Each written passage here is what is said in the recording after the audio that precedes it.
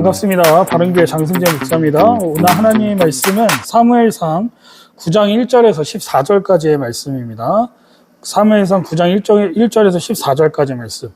전장에서 이스라엘 백성들은 하나님이 자신들의 왕임을 거부하고 눈에 보이는 다른 이방 사람들과 같이 자신들을 다스려줄 왕을 요구했음을 살펴봤습니다. 이런 말도 안 되는 요구를 하나님은 들어주셨고 그에 대한 결과로서 오늘 본문 1절에 사울이 등장함을 볼 수 있습니다. 그런데 이 사울의 집안 출신이 조금 특별합니다. 1절을 보시면 베냐민 지파라는 것을 처음 구절과 끝의 구절에 두 번이나 언급함을 볼 수 있어요. 그러면 베냐민 지파의 사울이라고 소개하는 것이 아닌 그의 아버지의 이름부터 소개를 하고 있는 이유는 무엇일까요? 먼저 베냐민 지파의 이 기스라 하는 사울 아버지의 이름의 뜻부터 살펴보면 기스라는 이름의 뜻은 지체 있는 사람, 권력과 힘과 재산이 많은 사람이라는 뜻을 가지고 있습니다. 마치 그 이름의 뜻을 증명하듯이 3절을 보시면 그가 노예와 나귀와 소를 소유했다라고 말함을 볼 수 있습니다. 그리고 유력한 사람이 있으니 라는 말이 나오는데 이 뜻은 부자를 가리키기도 하지만 용사를 가리키는 말이기도 합니다. 두 해석이 다 가능하지만 여기에서는 용사로 보는 것이 본문의 흐름상 맞을 것 같습니다. 그러니까 1대 왕으로서 뽑힌 사울 자체가 베냐민 지파에서 무척 영향력 있는 가문의 출신임을 암시해주고 있다는 겁니다. 그렇다고 해서 베냐민 지파에서 왕이 뽑히면 이스라엘 지파들을 하나로 규합하고 강력한 국가를 건설할 수 있다고 이스라엘 사람들이 기대했을까요? 그렇지 않습니다. 사울 자신도 하나님께 자신의 가문이 얼마나 보잘것없는지에 대해 고백할 만큼 기대하기 어려운 지파가 바로 베냐민 지파였다라는 거예요. 왜냐하면 베냐민 지파는 이스라엘 지파 가운데에서도 멸족의 위기를 겨우 넘긴 가장 약한 지파였기 때문입니다. 집안 자체가 조금 잘 살고 부유했을지는 몰라도 왕이 뽑힐 만한 능력을 가진 지파는 아니었다는 거예요. 그러면 이스라엘 백성들이 생각했을 때 왕이 나올 만한 유력했던 지파는 어디였을까요? 두 지파로 추려볼 수 있습니다. 바로 당시 가장 강대했던 지파인 에브라임 지파와 유다 지파였습니다. 여기서 왕이 선출되는 것이 당연하다고 이스라엘 백성들은 생각했을 겁니다. 그러나 하나님은 가장 약한 베냐민 지파를 사용하셨습니다. 왜 그러셨을까요?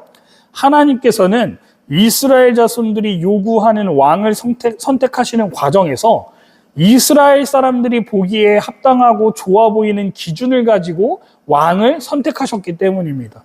왜냐하면 이스라엘 자손이 요구한 왕의 요구사항 때문이었습니다. 사무엘상 8장 20절을 보시면 우리도 다른 나라들 같이 되어 우리의 왕이 우리를 다스리며 우리 앞에 나가서 우리의 싸움을 싸워야 할 것이니이다 하는지라. 아멘. 이스라엘 자손이 요구한 왕은 자신들을 다스릴 만큼 그리고 자신들을 대신해서 앞서 나가서 싸워줄 왕이 필요하다고 요구함을 볼 수 있죠. 아까 저희가 사울이 어떤 집안인지 설명드렸습니다. 용사 집안 아니었습니까? 창세기 49장 27절의 말씀을 보시면 이스라엘 12지파 중에 베냐민 지파에 대해 설명하고 계십니다.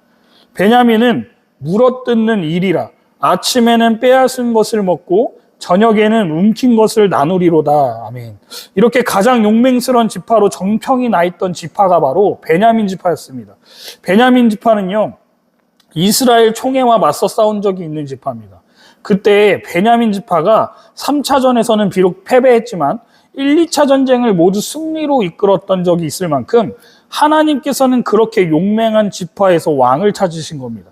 그리고 더 나아가 하나님의 선택은 그 용맹한 베냐민 지파 가운데에서도 유력한 사람을 택했다라고 나옵니다. 그 사람이 누구라고 나오죠? 2절을 보시면 사울에 대한 소개가 나옵니다. 기스에게 아들이 있으니 그의 이름은 사울이요 준수한 소년이라. 이스라엘 자손 중에 그보다 더 준수한 자가 없고 키는 모든 백성보다 어깨 위만큼 더 컸더라. 사울의 이름의 뜻이 무엇인지 아십니까? 요구하여 얻은 자라는 뜻입니다. 사울의 이름을 2절에서 부각시키는 이유는 하나님께 대한 불신앙을 이스라엘이 보여주고 있다는 점과 그들이 잘못된 동기로서 왕을 요구하고 있다는 것을 드러내고자 본문은 의도적으로 나타내고 있다는 겁니다. 이후에 계속 나타나는 기록들을 보면 아버지의 암나기를 잃어버린 사실을 알고 열심히 찾아다닐 만큼 효심이 가득한 사람이고 얼마나 신중한 사람인지에 대해서도 사울을 설명합니다. 하나님께서는 용사일 뿐 아니라 인간적인 모든 면에서 전혀 하자가 없는 완벽한 사람을 택하셨음을 보여주신다는 거예요. 확실히 사울은 이스라엘 자손이 요구한 대로 조금도 부족하지 않아 보이는 인물 중에 인물이었다는 거예요. 하지만 여러분, 하나님은요, 신명기에서 모세에게 말씀하셨듯이 이스라엘 백성들이 왕을 요구할 것을 알고 계셨다는 사실입니다. 그리고 이어서 사무엘을 통해 하나님이 아닌 인간의 왕을 이스라엘 백성들에게 주었을 때 그들이 어떤 고통을 받을지도 이미 전장인 8장 11절에서 18절까지 경고한 바 있으시다는 겁니다. 그 경고의 메시지는 이렇습니다. 첫 번째는 왕은 여러분들의 아들들을 빼앗아서 자기 말과 마차를 돌보게 하고 왕을 호위하게 할 겁니다. 두 번째는 여러분들의 아들 중 군인의 1000부장이나 100부장이나 50부장으로 삼고 또 자기 땅에서 일하게 하거나 전쟁 무기를 만들게 할 겁니다.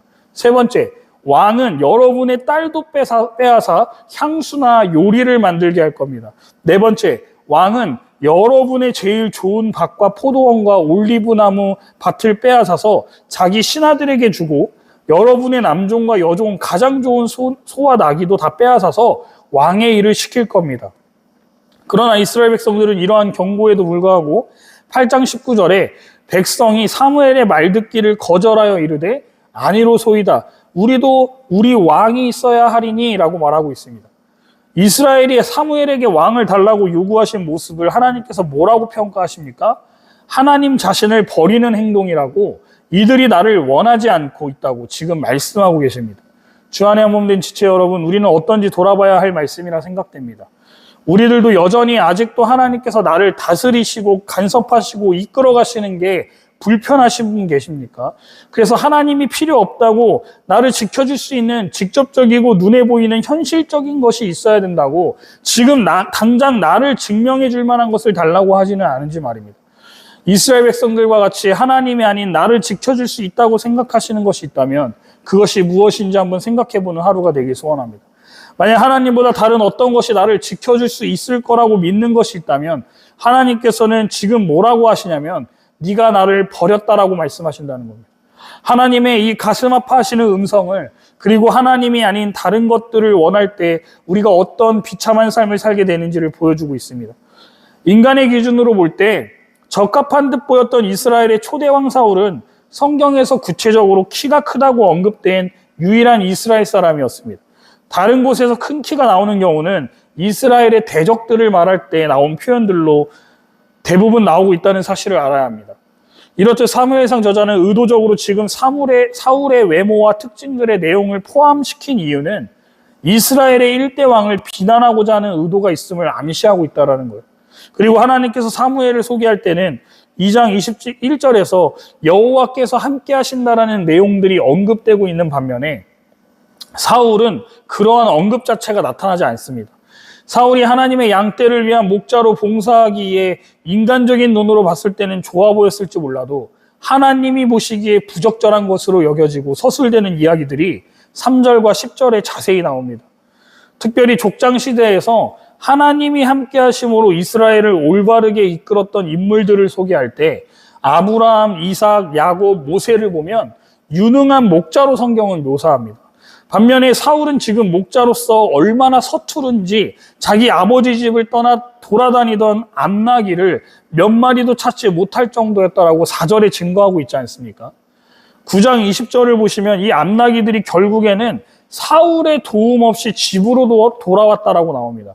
그렇게 사울은 종과 함께 암나기를 사흘 동안 찾다가 아무 성과 없이 좌절만 겪은 수색을 마치고 기브아에서 8km 떨어진 선지자 사무엘의 고향인 숲땅으로 들어섰다고 5절에 나와요. 거기서 사울은 그만하자고 종에게 말하는데요. 그 이유는 아버지께서 암나기 생각은 고사하고 우리를 위하여 걱정하실까 두렵다고 하면서 말합니다. 하지만 사울의 종이 한 가지 대안을 제시하죠. 근처에 하나님의 사람이라고 하는 크게 존경받는 사람이 있다고 하는데 예언하는 말씀이 신비롭게도 모두 다 정확하게 맞는다라는 소문을 들었다고 종이 이 수색에 있어서 사무엘의 도움을 구하자고 사울에게 제안함을 볼 수 있습니다. 이 대부분의 성경에서 하나님이 선택하신 사람들은 하나님께서 사무엘을 직접 부르시고 그에게 명령하시는 이런 소통 방식을 취하는 하나님의 역사하시는 경우가 많은데, 사울은 예언자라고 불리기도 하는 사무엘에게 의존할 만큼 하나님의 직접적인 영향력을 받는 일에는 멀어 보임을 알 수 있습니다. 하지만 사울은 종의 제안을 거부합니다. 만나는 것을 꺼려한 것이죠. 왜냐하면 도움을 받는 것에 대한 대가로 지불할 비용이 부족하다는 이유에서였습니다. 이렇게 걱정하는 주인의 모습에 마음이 동했는지 종이 8절에 자신이 가지고 있는 돈이 있다고 이 돈을 지불해서 우리 길을 가르쳐 주도록 하자고 제안하니, 이 말에 설득된 사울이 사무엘을 함께 찾아가게 되고, 사무엘은 하나님을 통해 왕으로 세워질 사울이 너를 찾아올 것이라는 말씀을 미리 듣고는 그를 마중 나가는 것으로 오늘 말씀은 끝이 납니다. 6절과 10절에 나오는 사울과 종 사이의 간단한 대화에서 저희는 아주 중요한 특징 3가지 정도가 나온다는 것을 또 알 수 있습니다. 첫 번째는 미래의 왕이 될 사울이 사무엘에 대해 뚜렷하게 어떤 사람인지를 모르고 있다는 거예요. 사무엘이 가까운 곳에 살았고 온 이스라엘에서 유명했다라고 나옵니다. 종도 알 만큼 말이에요. 그런데 사울은 몰랐다는 겁니다.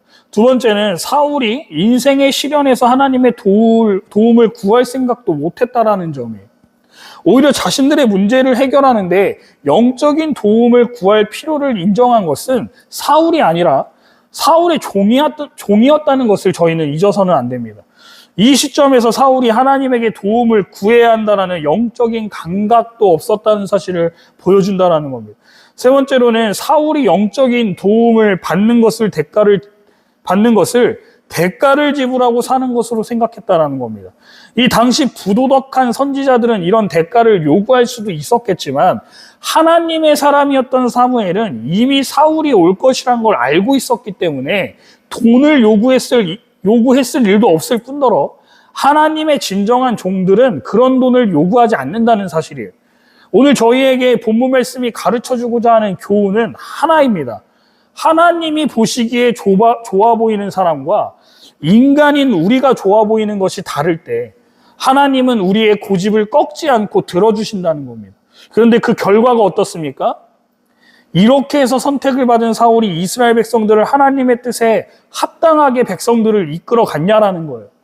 이스라엘 백성들이 말했던 것과 같이 우리들에게도 강한 용사와 같은 인간왕을 주시면 다른 나라의 침략을 받지 않고 살 수 있을 거라고 한 대로 이루어졌습니까? 물론 처음에는 그런 대로 괜찮았을지 모릅니다. 하지만 뒤로 갈수록 사울의 인생이 어떠한지 살펴보게 될 겁니다. 그는 처음과는 완전히 다른 모습을 보이기 시작했습니다. 하나님께서 원하시는 방향으로 왕정을 이끌지 못했습니다. 사무엘이 경고했던 것과 같이 그런 일들을 다 행했습니다. 블레셋으로부터 이스라엘 자손을 구원하지도 못했습니다. 오히려 블레셋과의 길보아 전투에서 사울은 죽임을 당했죠. 사무엘상 31장 4절에서 확인할 수 있습니다. 사울은 인간인 우리의 욕심대로, 우리의 고집대로 얻게 된 왕이었다는 거예요. 그는 실패한 왕이었습니다. 반면에 제2대 왕이 되는 다윗은 어땠습니까? 인간의 기준에는 못 미쳤을지 모르지만 하나님께 순종함으로 성공한 왕이 되지 않았습니까? 무엇을 말씀해 주시는 걸까요? 아무리 인간적으로 위대하고 완벽하게 보일지라도 하나님의 뜻을 꺾고 우리의 고집을 내세울 때 우리의 생명이 잃어버리는 일이 아니라면 들어주시지만 결국 그 결과는 실패를 맛보게 된다는 것을 말씀해 주시는 사건이라 생각됩니다. 그리고 우리가 결국 이 길이 잘못되었다는 사실을 깨닫고 돌아오게 하시는 경우가 많다는 것을 알 수 있습니다. 부모와 자식 간의 관계도 그렇지 않습니까? 부모가 볼 때 지금 이 아이에게 어떤 제품을 사주려고 할 때 A와 B가 있다고 가정했을 때 실용적인 측면으로 따진다면 A가 필요함을 부모는 알아요. 그래서 그것을 권유하면 아이는 더 멋져 보이고 좋아 보이는 실용성 없는 B를 선택할 때가 많다는 겁니다. 그러면 부모는 어떻게 대합니까? 아이가 원하는 대로 사줍니다. 그리고 경고하죠. 그거 사주긴 하겠지만 분명 후회할지도 몰라. 그래도 원해? 라고 하면 아이들은 어떻습니까? 괜찮으니까 사달라고 합니다. 그리고 그 결과는 부모의 예상대로 흘러가지 않습니까? 그리고 와서 말하는 겁니다. 제가 생각해 보니까 아빠의 말이 맞았네요. 그러면 그 다음부터 자녀들이 어떻게 합니까? 부모님의 조언을 구하고 그 조언에 합당하게 사는 모습을 저희들도 가족 관계에서 경험하듯이 하나님도 저희들에게 마찬가지로 대하신다는 것을 알 수 있는 본문이라 생각합니다. 주 안에 한몸된 지체 여러분, 하나님은 우리에게 하나님의 뜻을 말씀을 통해 이미 다 알려주셨습니다. 모세를 통해 이미 이스라엘 사람들이 인간왕을 요구할 것을 아신 것과 같이 이미 우리가 어떤 잘못을 저지를 수 있는지 믿음의 선배들을 통해 다 말씀을 통해 보여주시지 않으셨습니까? 그러니 부디 나의 고집을 내세우면서 내가 원하는 대로 살다가 실패하고 돌아와서 하나님이 옳았습니다 라고 고백하는 이스라엘과 같은 돌아가는 인생이 아니라 하나님의 말씀과 뜻에 따라 순종하며 사는 인생 되시기를 주님의 이름으로 축복합니다. 그러니 우리는 하나님의 말씀을 보고 그럼에도 나는 내 고집대로 할 거라고 우기면서 살다 고생하고 후회하고는 하나님이 옳으셨다고 인정하며 돌아가는 인생이 아닌 말씀대로 순종하며 평탄한 길을 걷게 되는 저와 여러분들 되시기를 주님의 이름으로 축원드립니다.